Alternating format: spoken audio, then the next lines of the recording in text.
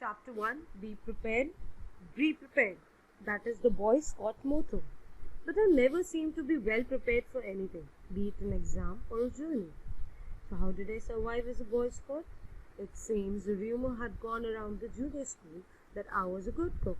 I had never cooked anything in my life, but I had spent a lot of time in the tuck shop making suggestions to and encouraging Chintu, the tuck shop owner, to make more and better samosas, jalebis, tikkis and pakoras.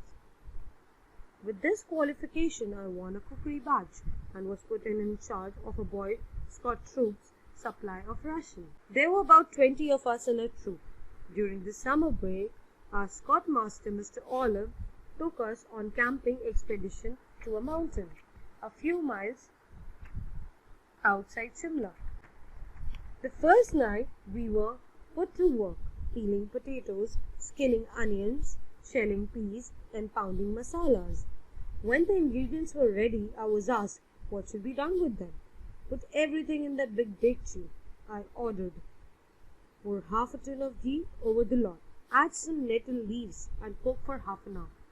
When this was done, everyone had a taste and agreed that the dish lacked something.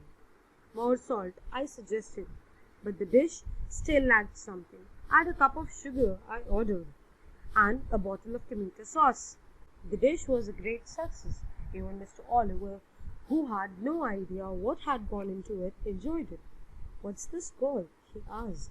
"The Bon Bhujia," said one of the boys. I had earned my cookery badge. The next day, Mr. Oliver told us he would teach us tracking. Taking a half ahead, he walked into the forest, leaving a trail of broken twigs, pine cones and chestnuts behind him. We were to follow the trail until we found him. Unfortunately, we were not very good trackers. We did follow Mr. Oliver's trail some into the forest, but then we were distracted by a pool of clear water. We jumped in and roamed about, enjoying the sunshine. Hours later, feeling hungry, we returned to our campsite and prepared the evening meal. It was Bon Bhujia again, but with a few variations. It was growing dark, and we were beginning to worry about Mr. Oliver's whereabouts when he limped into the camp. He had waited for us at the far end of the forest for a couple of hours. Then he decided to return, but got lost in the gathering gloom.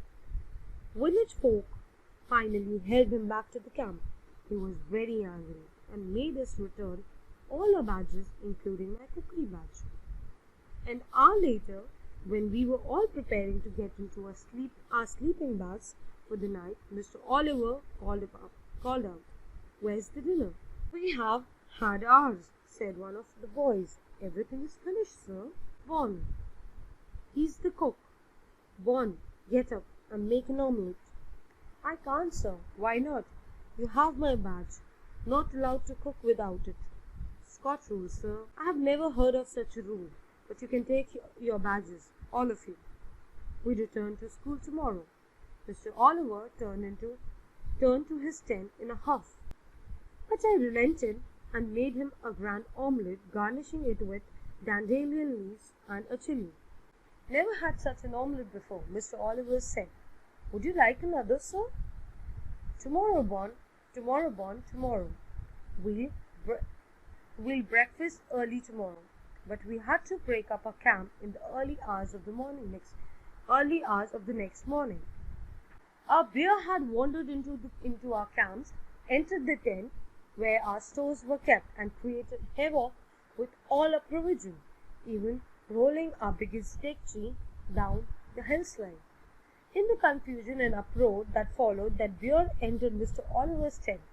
Our Scoutmaster was already outside, luckily, and came out entangled in his dressing gown. It then made off towards the forest, a comical sight in its borrowed clothes.